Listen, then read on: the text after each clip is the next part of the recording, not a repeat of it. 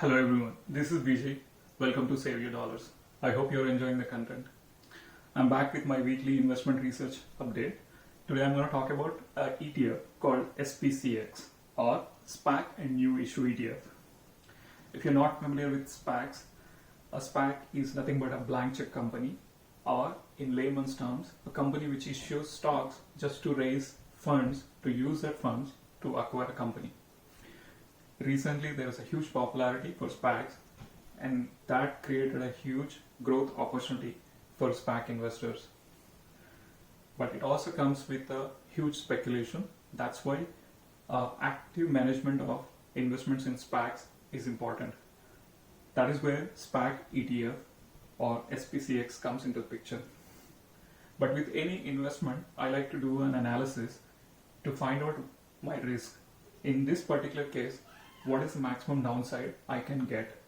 Since this is not a stock of a company that is generating income, it is very important for me to find out what is the maximum risk I'm taking while being part of all the growth and the momentum that is going in the SPAC sector. With that, I like to get into the calculations and show you more details about this SPAC and its holdings to give you an idea how it is performing and why it will perform in the future. To start our research, go to any internet browser, type www.spcxetf.com.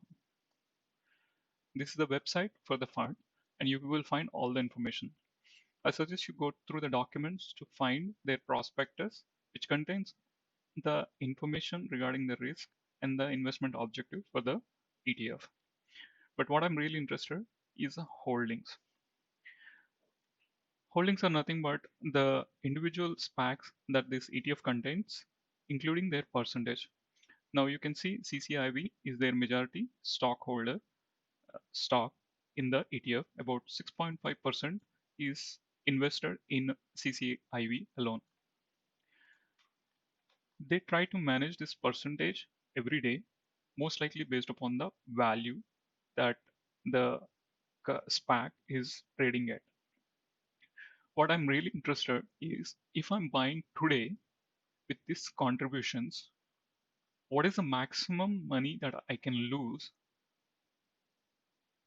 so that I can make a decision, is it worth for my long-term risk profile? So why it is important? If this entire ETF can go almost 50% down, I would probably not invest in it right now. But it is under 10%, I might invest in it. Just because most of these SPACs are yet to find a growth company which can easily return 10 to 20%. Generally, this is objective for the fund management company, for the SPAC. So, as I mentioned earlier, a SPAC is a special purpose acquisition corporation, is nothing but a company which is collecting funds by issuing shares and going with these funds to acquire a growth company. Generally, they try to target at least 20% growth or even more. So that will assure me that any of these SPACs become successful can easily run 20% or more. That is an idealistic market. But considering the momentum and the speculation or the hype in the current market, most of these SPACs are running overnight 20 to 30%. So, active fund manager who contains who is managing this SPAC, SPCX ETF, will try to put a note on the SPACs that he holds and try to manage the risk by reducing any SPAC which grows in the value. And when they sell, it is becomes just cash, and they use that cash to buy a completely new SPAC at their base value.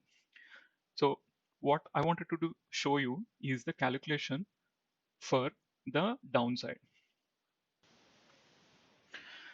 Now let's get into the calculations. What I've done, I copied the information of individual SPACs and their percentages, information from the website to Excel to calculate their base value.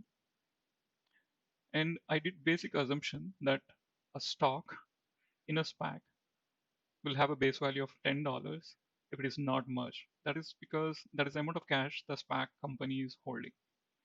But for a unit, the base value can change from 11.5 to 10.75 based upon the percentage of warrant it contains. So on an average, I considered $11 for any unit SPAC stock. And since we have the information of number of stocks or the units the ETF contains for each of these SPAC companies, I use that number and multiplied with its base value, that is the value it can go down to in the worst case scenario, and calculated the total value of the fund based upon these SPACs stocks percentages. And from the same page, you can also find the total value just from the constituent market value given.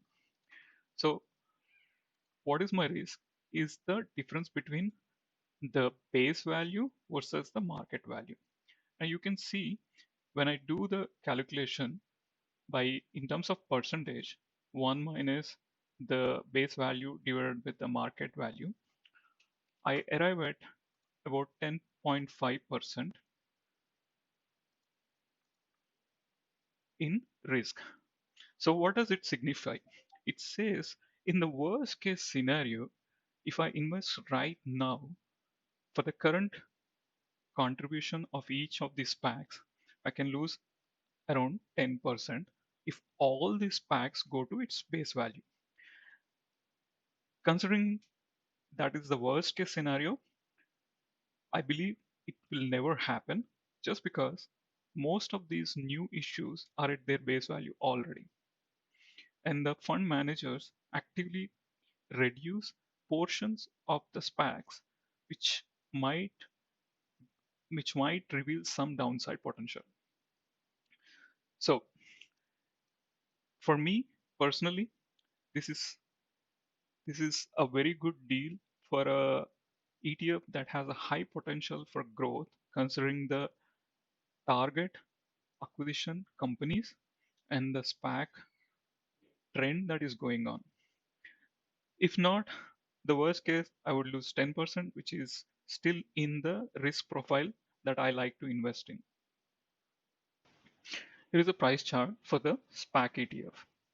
You can see from the time it began in December on 16th till date, it went up about 20%, while NASDAQ ETF Triple Q went up about 5%. NASDAQ contains almost all big tech stocks. Compared to that, the current ETF that we are looking at went up about 20%, while looking at 10 or less than 10% downside. This is going to continue based upon the key features of this ETF, which contains pre-merger new SPACs. I hope you enjoyed the video and the analysis. If you do, please like, share, and subscribe. Also, please remember this is not a financial advice. I do request you to do your own due diligence before making any financial decision. I'll be back with more interesting information like this. Till then, save your dollars.